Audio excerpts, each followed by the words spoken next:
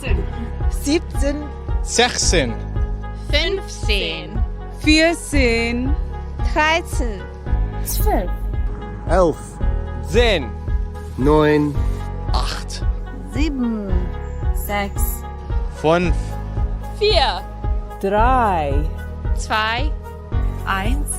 los geht's!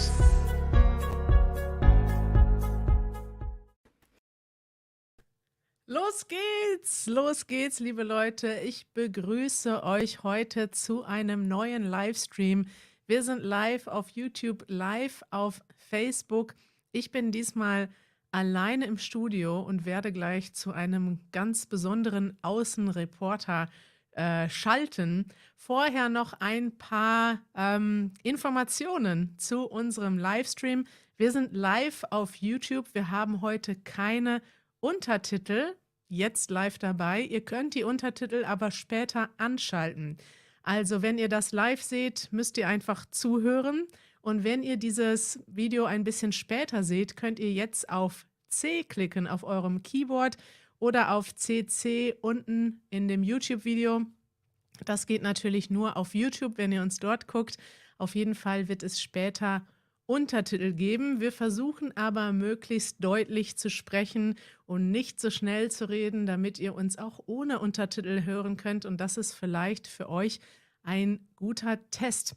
Was haben wir noch zu sagen? Ja, ich würde sagen, wir fangen gleich an. Vielen Dank nochmal an unsere Mitglieder, die Easy German jede Woche unterstützen. Wenn ihr auch ein Mitglied werden möchtet, geht das unter easygerman.org/membership. Da steht es eingeblendet hier unten. Und ihr könnt einfach mitmachen. Ihr werdet dann Teil von unserem Club, unterstützt unsere Arbeit und bekommt gleichzeitig jede Woche Übungen, Transkripte und chattet mit uns hinter den Kulissen. Jetzt fangen wir aber an. Ich bin jetzt gerade hier in Berlin. Hier passiert nicht so viel im Studio, aber wir haben heute einen Live-Reporter. Und das ist ausnahmsweise nicht Manuel, sondern mein lieber Freund Matthias, der heute live aus Wien bei uns ist. Hi Matthias! Hallo, servus. Matthias, bist du aufgeregt? Dein erster Livestream? Mein erster Livestream ist schon ein bisschen aufgeregt, auf jeden Fall. Okay. Matthias, du sprichst ja einen Dialekt. Kannst du uns vielleicht in sehr deutlichem Hochdeutsch erklären, welchen Dialekt wir gleich bei dir hören werden? Also Hochdeutsch, das ist auf jeden Fall eine Herausforderung. Ich bin aus Salzburg, also spreche ich einen Salzburger Dialekt, der zum mittelbayerischen Dialekt gehört und lebe seit 14 Jahren in Wien. Darum gibt es auch ein bisschen einen Wiener Einfluss. Okay, das heißt, für alle Leute, die sich noch nicht so gut an den österreichischen Dialekt gewöhnt haben, sprichst du heute besonders deutlich. Magst du das versuchen? Ich werde heute versuchen, besonders deutlich zu sprechen. Und für die Leute von euch, die noch nie so einen österreichischen Dialekt gehört haben, gibt es demnächst sogar ein Sondervideo, das Matthias und ich letzte Woche gemeinsam aufgenommen haben. Matthias, du willst uns heute deine Stadt Wien zeigen. Was hast du denn für uns vorbereitet? Ja, heute ist erstens mal ein ganz besonderer Tag. Heute ist österreichischer Nationalfeiertag. Oh. Und wir stehen jetzt gerade sogar vor der Hauptuniversität in Wien. Und wir haben einen kleinen Spaziergang durch Wien vorbereitet. Ich freue mich total. Wir haben wieder viele ZuschauerInnen aus der ganzen Welt, die uns schreiben bei Facebook und bei YouTube. Ihr könnt uns jetzt mal schreiben, von wo ihr uns schaut. Und dann werde ich das mal vorlesen, Matthias, damit du auch weißt, freue mich drauf, woher die Leute kommen. Guck mal, da schreibt schon jemand, ich komme aus San Francisco, ich liebe Wien. Oh, und Elisabeth sehr cool. wünscht dir einen guten Nationalfeiertag. Herzlichen Dank. Ja, und jetzt kommen hier die Antworten, wo die Leute zugucken. Aus Nepal, aus Budapest, aus Wien, aus Brandenburg, ja, aus Ägypten, aus Rumänien, aus Albanien, aus Portugal, New York, Macau, Chicago, Montenegro. Oh, jetzt wow. ist so schnell. Ich komme gar nicht hinterher. Venezuela. Hallo in die ganze Welt. Iran, Lettland, Tokio, Indonesien, Mexiko, St. Petersburg, Frankreich, Marokko, Potsdam, Türkei, Rio Grande. Oh, wer Rio kommt Grande, da? cool. Da kommt die Ja, bei Feuerwehr. uns ist ja ein Nationalfeiertag und wir stehen in der Nähe von sehr viel Geschehen und es ist auch Großaufgebot der Sicherheitskräfte, die ihr Können herzeigen. Also es sind keine Einsätze, sondern sie zeigen, was sie alles können heute. Ach echt? Wie wird Genau. denn so ein Nationalfeiertag gefeiert? In Ja, das ist eine sehr gute Frage. Also in Österreich ist es so, dass es auf dem Heldenplatz und auf dem Rathausplatz das Militär das Equipment zur Verfügung stellt und herzeigt, genauso wie alle Sicherheitsorganisationen. Das heißt, am Rathausplatz steht Feuerwehr, Polizei, Rettung und es ist wie ein Tag der offenen Tür der Sicherheitskräfte. Und es ist heute Tag der offenen Tür im Bundeskanzleramt, im Parlament und beim Bundespräsidenten. Man darf sozusagen reingehen und einmal die Hand schütteln, wenn man will. Das ist ja interessant. Also in anderen Ländern wird am Nationalfeiertag werden Militärparaden gehalten. Bei euch kann man das Militär einfach angucken und Fragen Genau, es stellen. ist wie ein Tag der offenen Tür und es gibt auch eine kleine Militärparade, aber das ist keine Parade, sondern die neuen Rekruten werden angelobt am Nationalfeiertag vom Bundespräsidenten. Interessant, das freut mich. Also wir gehen jetzt zusammen durch die Stadt und Genau. während Matthias durch die Stadt geht, dürft ihr uns gerne eure Fragen stellen im Chat. Also schreibt einfach Super. mal Fragen, die ihr habt zu Matthias, an mich, über Wien, über Österreich und vielleicht auch über spezielle Wörter, die ihr nicht versteht. Ein Wort ist mir schon aufgefallen, Matthias, das Wort herzeigen. Was bedeutet das? Herzeigen. Ich muss jetzt überlegen, was man sonst noch sagen kann. Also herzeigen, etwas präsentieren. Ja, etwas. Also ich möchte euch zum Beispiel, ich zeige euch jetzt die Uni, weil ich möchte die Uni herzeigen. Ja. Ja, wir haben gerade den Nobelpreis für Physik gewonnen, was uns Ach sehr ja? freut. Darum hat die Uni ein großes Plakat für den Nobelpreisträger aufgehängt. Oh, das Und vielleicht, zeig was doch auch mal. besonders ist, das Plakat, sieht man das? Es hängt da hinten, es steht Nobelpreis droben. Und was auch vielleicht besonders ist, ist, dass nur an wenigen Tagen in Österreich überall unsere Nationalflagge hängt.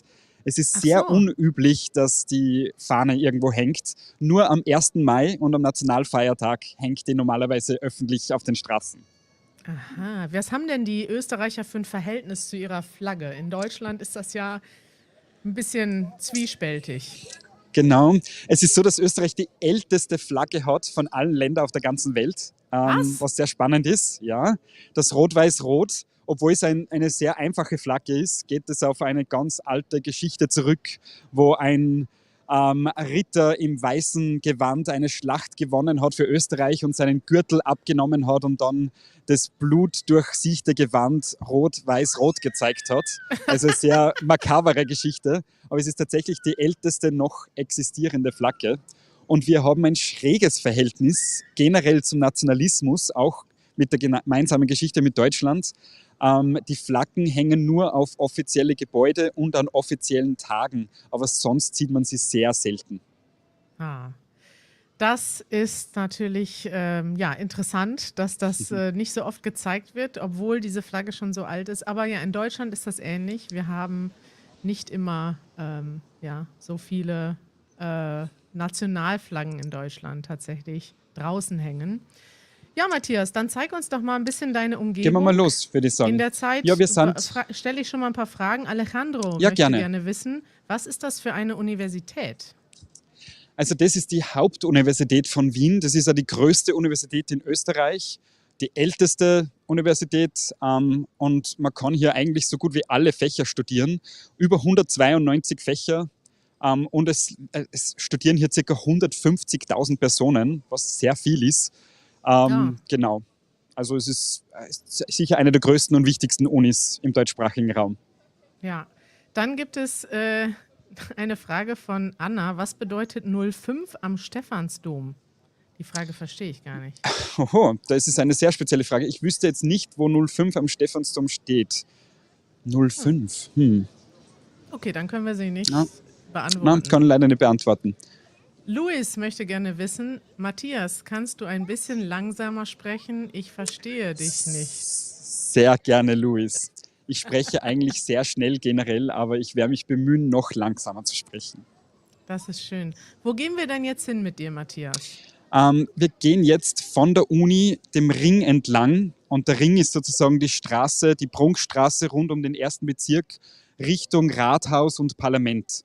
Uns kommen gerade sehr viele Menschen entgegen, darum schauen wir mal, wie das funktioniert, aber ich glaube, wir können einmal langsam losgehen. Was machen denn die Leute am Nationalfeiertag? Die gehen jetzt in die Stadt und gucken sich da die Gebäude an, das Militär. Ja, es war sehr viel Programm heute, eben die Angelobung der neuen Rekruten und die Show des Bundesheers und der Sicherheitskräfte. Somit, es war sehr viel Programm heute und ich glaube, das offizielle Programm ist jetzt um 17:30 Uhr aus und viele Menschen gehen jetzt schon nach Hause.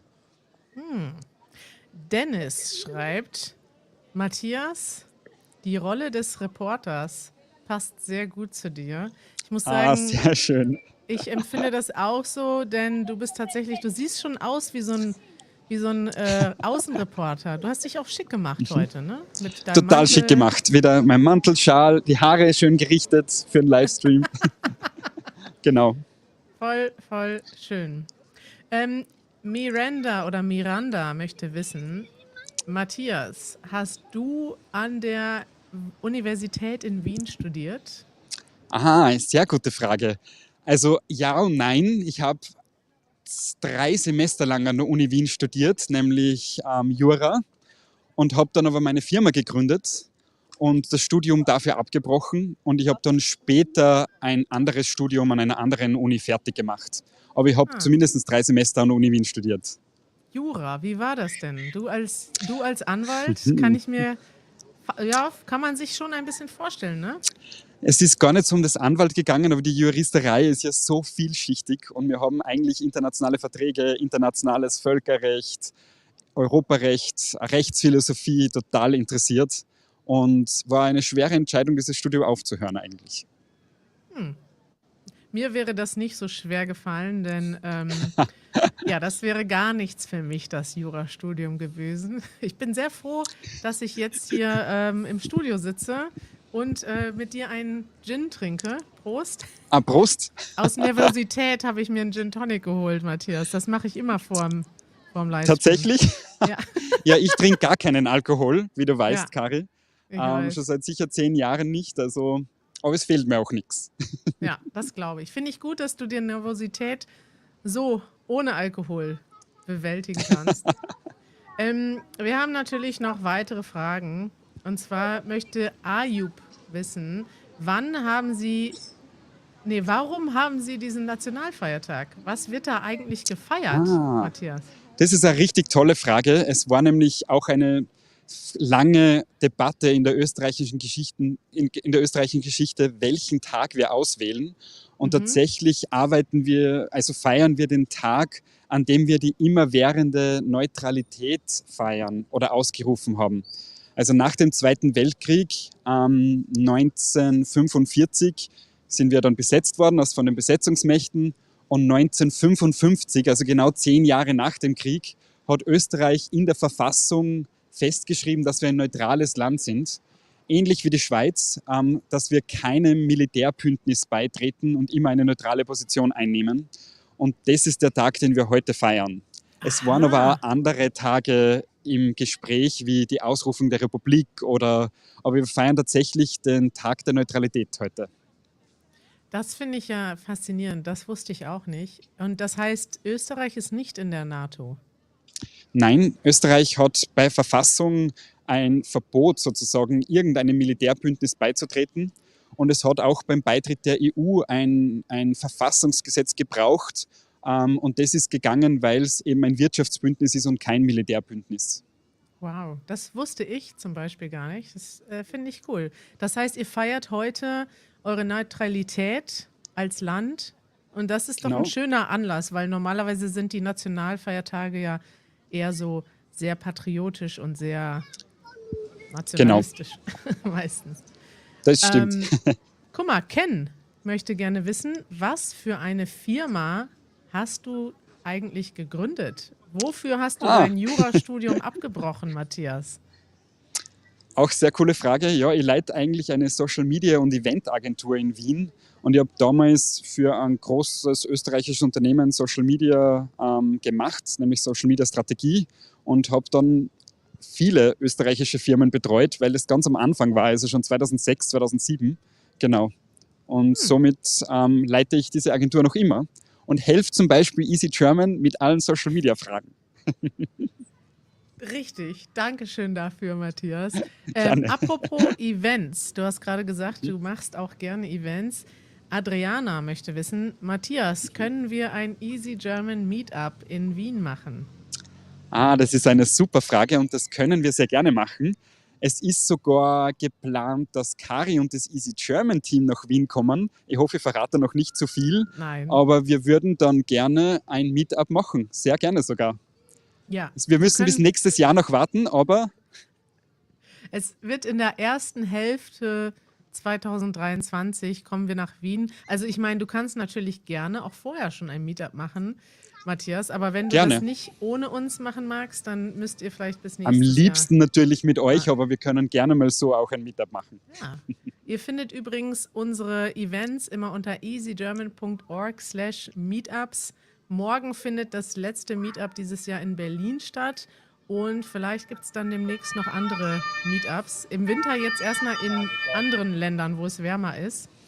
Matthias, wo bist du denn jetzt? Erzähl doch mal, wo gehst du jetzt gerade hin? Also wir sind jetzt den Ring entlang gegangen, die Uni haben wir schon hinter uns gelassen und vor uns erstreckt sich jetzt der Rathauspark und das Burgtheater.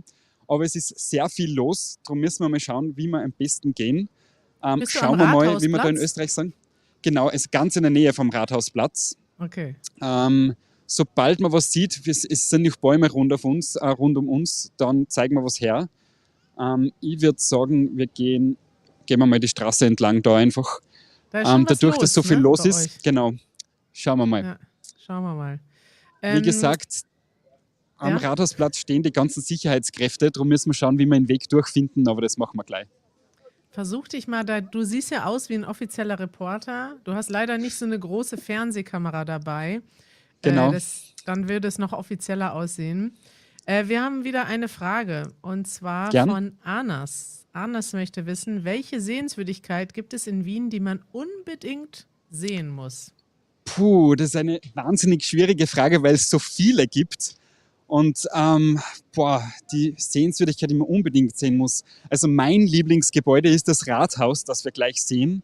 Aber ich merke, dass von ganz vielen meiner Freunde, die Wien besuchen, das Schloss Schönbrunn eigentlich das Lieblingsgebäude ist zum Sehen. Weil einfach so viel zu sehen ist. Es ist dort Schloss der älteste Zoo. Schönbrunn. Genau, Schloss Schönbrunn. Das Schloss Schönbrunn hat auch einen riesigen Schlosspark und den ältesten Zoo der Welt, der auch noch immer seit dem 17. Jahrhundert, der noch immer offen hat.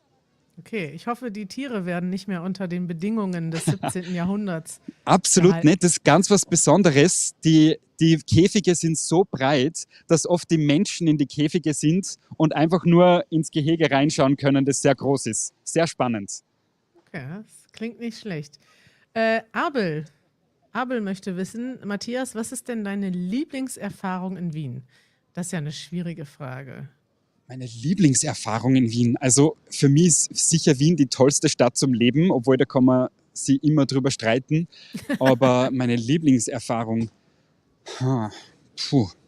also die Lebensqualität ist sicher was man erwähnen muss. Also ich reise so viel und ich reise so gerne, aber ich freue mich immer wieder nach Wien zurückzukommen. Oh, das ist ja schön. Da können wir ja mal ein bisschen Gossip machen.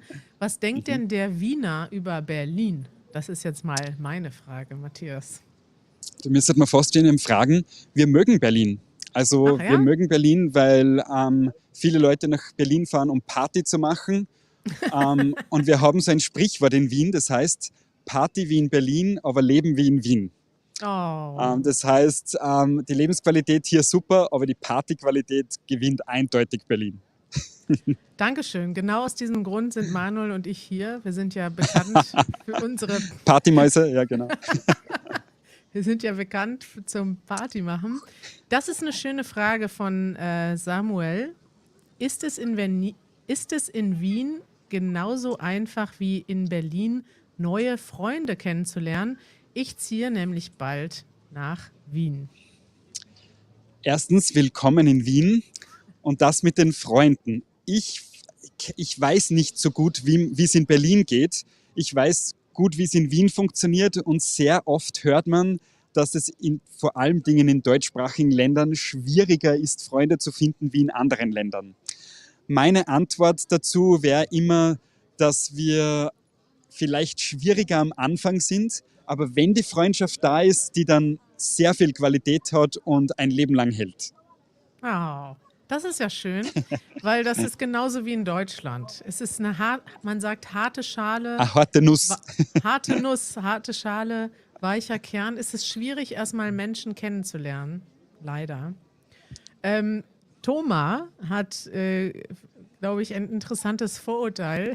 Kann man am Nationalfeiertag klassische Musik wie Mozart auf den Straßen hören? Das würde mich auch interessieren. Mozart auf der Straße? Ich höre mich gerade rum, aber ich höre nichts.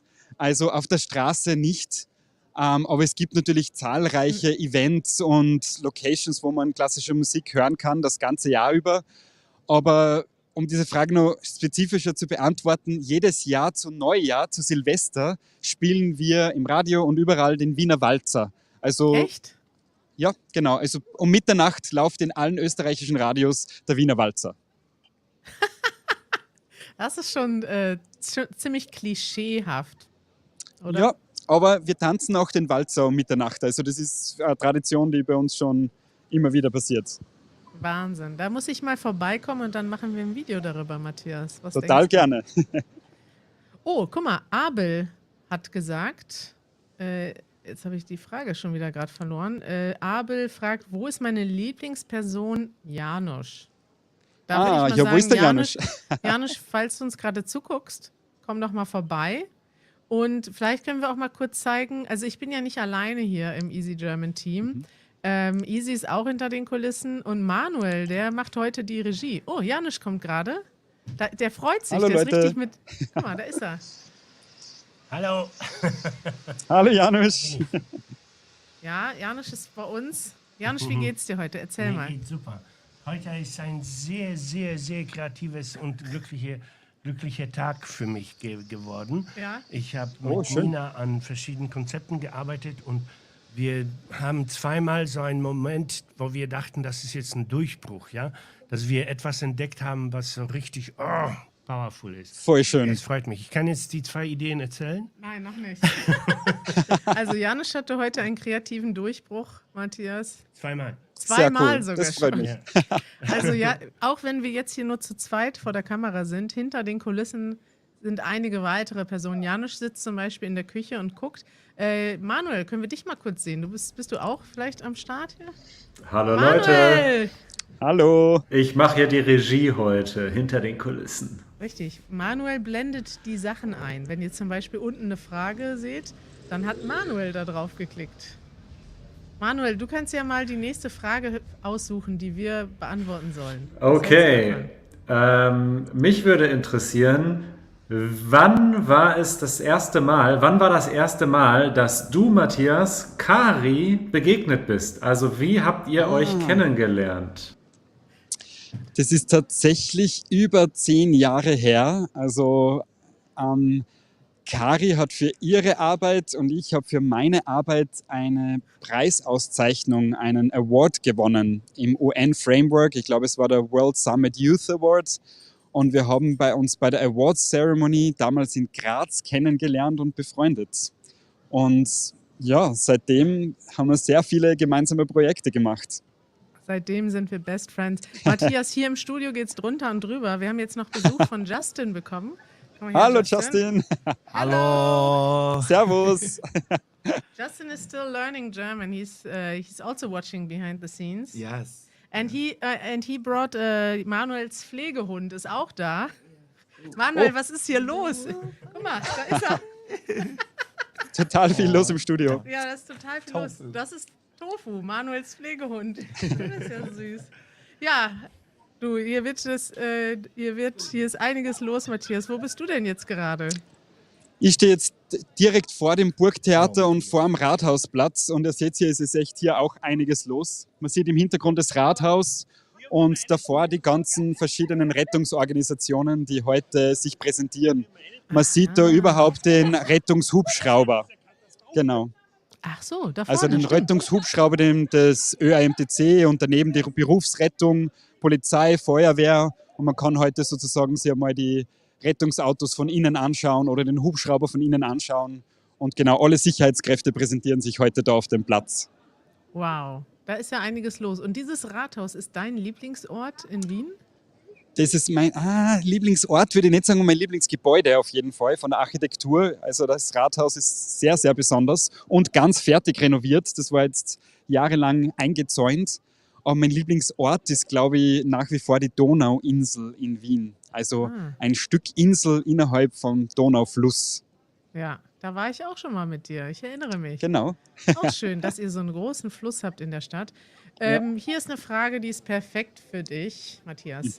Amre möchte wissen, Matthias, hast du ein Land besucht, das nicht in Europa liegt? Und was fandest du... Ja, die Frage ist schon schwierig, ne? Wie lange haben wir noch Zeit? Und was fandest du komisch dort? Also ich habe tatsächlich, erst vor kurzem nachgesehen, ich glaube, ich war jetzt in 54 Länder. Ich war in alle Kontinente und alle olympischen Kontinente, soll ich dazu sagen. Und das entfernteste Land, wo ich jemals war sicher Neuseeland und Fidschi. Und eines der schrägsten Sachen, kulturell gibt es immer schräge Sachen. Also zum Beispiel eine ganz Besonderheit, die ich gelernt habe. Ich war bei einer Gastfamilie in Hongkong und ich habe auch dort immer Geschenke bekommen. Und eine Spezialität ist, wenn man ein Geschenk bekommt in China, darf man dieses Geschenk nicht aufmachen, sondern man nimmt das Geschenk, man bedankt sich und man gibt es weg und öffnet es erst dann, wenn man wieder alleine ist. Und das ist etwas komplett Komisches für mich, weil das ist genau anders hier. Wenn wir ein Geschenk bekommen, machen wir es sofort auf vor dem, der es uns geschenkt hat, damit die Reaktion sehen. Ja, das ist völlig verrückt und da kann man auch ins Fettnäpfchen treten. Das heißt, man kann da auch viel falsch machen, bei Geschenken generell. Meine Vermutung ist, dass Amre aus Ägypten kommt, denn er hat so einen ägyptischen Namen. Sehr schön. Und ich muss sagen, in Ägypten war ich auch schon. In Ägypten waren wir sogar schon zusammen. Gemeinsam, und stimmt, genau. In Ägypten und vielen anderen arabischen Ländern hat man ja auch eine sehr ausgeprägte Geschenkkultur. Und da ist mir das immer aufgefallen, dass wir schlecht sind mit Geschenken. Wir bringen nichts mit, wir geben nichts. Und in Ägypten waren wir sogar und da haben uns unsere Freunde Geschenke gekauft für unsere Freunde in Deutschland. Also die haben uns dann Souvenirs gekauft und das fand ich richtig schräg, weil das ist, in Deutschland gibst du generell wenig Geschenke. Also du gibst manchmal, wenn du jetzt zum Essen eingeladen wirst, bringst du vielleicht einen Wein mit oder so. Aber du gibst jetzt nicht allen Leuten, die dich besuchen, ein Geschenk oder, und du gibst dann schon gar nicht Geschenke für die Freunde von den Freunden. Das ist komisch. Das stimmt. Aber ist auch sehr schön. Auch schön, ne? Dave möchte wissen, wie multikulturell ist Österreich heutzutage? Gibt es dort Buddhismus, Hinduismus, Islam und so weiter? Also ich würde sagen, dass vor allen Dingen Wien sehr multikulturell ist. Österreich geht so, würde ich sagen, aber Wien ist sehr multikulturell. Wir haben viele internationale Organisationen hier in Wien, dadurch, dass wir ein neutrales Land sind und demnach auch Menschen von der ganzen Welt, die hier arbeiten und leben. Wir haben ein islamisches Zentrum, wir haben ein buddhistisches Zentrum, wir haben ein jüdisches Zentrum und man sieht eigentlich sehr viele Nationen und Kulturen auf den Straßen in Wien. Wow. Jemand SOS schreibt, da wohne ich, OMG. OMG, da wohne ich. Ja, da bin ich gespannt. Wo genau? Wo genau du wohnst, weil das, da gibt es jetzt gar keine Kommen wir gleich mal vorbei. Matthias kommt gleich vorbei, schreibt nochmal. Ich würde gerade sagen, die nächste Person, die hier wohnt, ist, glaube ich, der Bundespräsident. Vielleicht ist es er. Ja. Dann haben wir noch Casey, der möchte wissen, was ist der Unterschied zwischen einem Anwalt und einem Unternehmer? Okay. Also ist ein Anwalt meist auch ein Unternehmer, weil die ihre eigene Kanzlei aufbauen. Aber ein Anwalt hat natürlich eine juristische Grundbildung und hat ein Jurastudium und dann auch noch ein Gerichtsjahr hinter sich. Und ein Unternehmer braucht in Wirklichkeit keine spezifische Ausbildung, braucht aber auf jeden Fall sehr viel rechtliches Wissen. Aber es braucht für die verschiedenen Unternehmer keine Grundausbildung, eine juristische, sage ich mal. Ja, wenn man Anwalt ist, dann muss man vorher alles lernen, was man braucht. Und wenn man Unternehmer ist, lernt man alles on the go. Ganz genau. Ganz genau. Sehr Würde viel ich lernen sagen. müssen auch. Anita möchte wissen, liebst du Apfelstrudel, Matthias? Auch eine schöne Frage. Ja, also ich mag Apfelstrudel gerne, aber ich würde man nie bestellen. Das ist Nein? etwas, was ich dann nein, das kriege ich bei der Oma daheim oder so, aber bestellen würde ich mir wahrscheinlich nicht, weil es so viele tolle Nachspeisen gibt. Bessere. Also es gibt bessere Nachspeisen. Wir sagen Nachtisch. Nachtisch, ja. Na, wir sagen bei uns. Nachspeise tatsächlich. Also das, was man, also ein Dessert. Dessert kann man auch sagen bei euch? Dessert auch. Aber üblicher wäre Nachspeise. Okay, also welche Nachspeise ist denn besser als Apfelstrudel in Österreich? Besser, das ist natürlich immer Geschmacksfrage, aber meine absolute Lieblingsnachspeise sind Mohnnudeln mit Zwetschgenröster. Ich weiß nicht mal, was das ist. Also Mohnnudeln, das sind so kleine Nudeln eigentlich aus Kartoffelteig, die man dann mit zerlassener Buster, Zucker und Mohn bestreut. Und dazu kommt so eine Art Pflaumenkompott. Es trifft es nicht ganz. Es ist ein geröstetes Pflaumenkompott. Okay, wir haben noch die 3 letzten Fragen jetzt, Matthias, denn wir Super. müssen schon zum Gehen wir Ende noch ein bisschen kommen. weiter. Super. Schules Warhawk schreibt, ich will euch nicht stören, aber darf ich kurz persönlich Hallo sagen? Sehr gerne. Geh doch einfach mal zu Matthias und komm ins Bild. Wir freuen uns, dich kennenzulernen, wenn du dort bist. Voll gern, wenn du in der Nähe bist. Bist es du? Servus, hallo. Servus, hallo. Okay, servus. Ich heiße Preston. Wir sind gerade live. Okay. Nur, dass du Bescheid weißt. Ja, Ja? ich war anschauen. Super, sehr cool. Wie heißt du? Preston. Preston, hi Preston. Das englische Name manchen sprechen es wie Dresden aus. Also Preston. Dresden Ja, habe ja. ich gehört, aber ich Preston. sage, ich habe gepresst. Oder wir haben das gepresst. Wir pressten das. Super. Und Deutschen verstehen das. Und was ist deine Muttersprache? Englisch. Englisch, voll schön. Ja. Willkommen. Und hast du heute den Nationalfeiertag dir angeschaut? Ja, ich habe das ein bisschen, ich wusste darüber nicht, bis ich das Live-Notification auf YouTube. Voll cool. Heute Morgen fangen wir live an. Und Voll cool, dass du uns gesehen hast. Und Ja. gesprochen hast. Frag mal Preston, ob er extra gekommen das ist, ist eine um dich, Okay. dich zu sehen. Ist er Bist du extra quasi deswegen- extra gekommen, um uns jetzt zu treffen? ja, Wirklich? Oh wow, das Ja, freut mich total. Du, dann sollten wir sofort noch ein Selfie gemeinsam machen, aber meine Kamera ist jetzt leider eingespannt. Vielleicht kannst es du machen und dann, super. Später. Ja, Liebe Leute, gut. dürft mir jetzt live beim Selfie machen zusehen. Ah, Okay. Oh, wie schön. Matthias Super, macht ein danke sehr. Hat Selfie mich mit voll Preston. gefreut, Preston. Wir sind noch ein bisschen live und dann sind wir eh noch herum. Also wenn du nach noch ratschen magst, reden wir dann nochmal. okay. Super, bis später. Genau.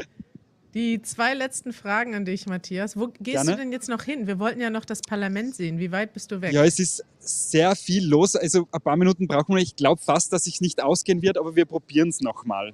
Okay. Also es macht ist das auch Parlament. nichts. Macht auch Ja, nichts. schauen wir mal. Sag uns doch nochmal, wo du jetzt bist. Da. Das ist der Rathausplatz. Wir gehen genau Rathausplatz und gegenüber, also was man da im Hintergrund sieht, das ist das Burgtheater.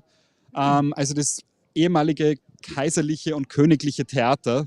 Auch ein altes Gebäude, aber ein wunderschönes und das größte Theater in Wien und in Österreich. Das Und ist ich sehr gehe jetzt schön. dort im Ring entlang der Prunkstraße sozusagen, aber es ist nach wie vor sehr viel los. Das sehen wir. Wir sehen, dass da einiges los ist. Wir haben noch 2 letzte Fragen, ja. Und Super. zwar möchte gerne Evan wissen, ob es in Zukunft ein Easy Austrian German geben wird, Matthias. Das ist Also die es ist Frage so, ist dass einfach. Genau, also es gibt schon ein Easy Austrian German, allerdings nur als Playliste und wir produzieren circa eine Episode im Monat. Also wenn man mal schaut beim Easy German Kanal, gibt es die verschiedenen Playlisten und da gibt es eine eigene Österreich-Playliste. Und da findest du alle Videos, die wir in Österreich schon gemacht haben. Die habe ich tatsächlich letztens extra für euch angelegt. Also alle von euch, die besonders den österreichischen Dialekt lernen möchten, weil ihr vielleicht in Wien oder in einer anderen Stadt lebt. Ihr könnt bei uns auf dem Kanal eine Easy Austrian German Playlist finden. Vielleicht verlinke ich die nochmal hier unten. Super. Ja, ich hatte noch eine letzte Frage für dich, aber die finde ich Gerne. gar nicht mehr. Okay. Dann vielleicht nehme ich noch eine andere Frage, Matthias. Ach so. Nee, doch nicht. Da ist sie doch nicht. Ich suche hier. Es gibt so viele Fragen, weißt du? Die können wir gar nicht alle beantworten. Aber trotzdem danke, dass ihr sie gestellt habt. Vielleicht als letzte Frage. Was ist denn, schreibt Ursula, was ist denn eine gute Zeit, um Wien zu besuchen? Ist jetzt Oktober eine gute Zeit? Also es gibt 2 Zeitpunkte. Das erstens ist immer, wenn es schön ist, also vom Frühling bis Herbst, wenn das Wetter schön ist immer schön, Wien zu besuchen. Und bei den Weihnachtsmärkten, also wirklich im Dezember. Am letzten Novemberwochenende bis zu Weihnachten gibt es überall in den Städten, auch mehrere in Wien, Christkindlmärkte oder Weihnachtsmärkte und die sind wunderschön zu besuchen. Und sonst natürlich im Sommer ist Wien ein Traum. Ich sehe da hinter dir Panzer auf der Straße. Ja, auch, weil das Militär auch sozusagen ihre Geräte zur Schau stellt, wie Tag der offenen Tür sozusagen. Aber die interessieren mich ein bisschen weniger.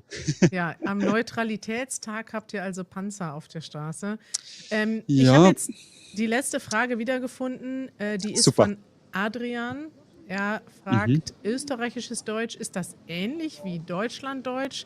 Und diese Frage werden wir heute noch nicht beantworten, sondern bald in 2 Wochen mit einem Video. Oder in 3 Wochen kommt ein Video, was wir zusammen gedreht haben, Matthias. Was wird man denn in diesem Video sehen?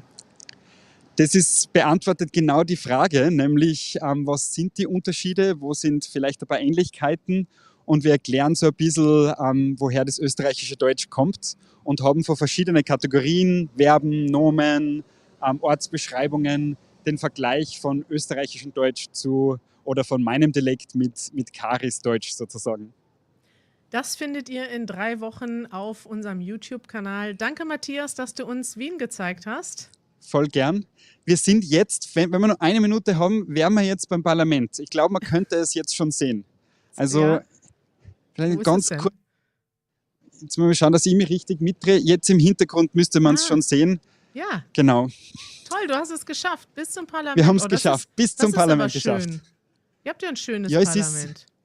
Es ist die letzten 5 Jahre nicht besucht gewesen, weil es komplett renoviert worden ist und eigentlich hätte heute das Parlament einziehen sollen, aber mit Corona hat sich alles verzögert. Jetzt wird es erst im Jänner soweit sein, aber es ist alles komplett restauriert und genau, im Jänner zieht das Parlament wieder in das Gebäude ein. Fantastisch. Dankeschön, Matthias, dass du uns heute durch Wien geführt hast. Das können wir vielleicht bald nochmal machen. Das hat mir sehr Voll gut gern. gefallen. Wenn ihr Lust habt, noch mehr zu lernen mit Easy German, dann werdet gern ein Mitglied bei easygerman.org/membership.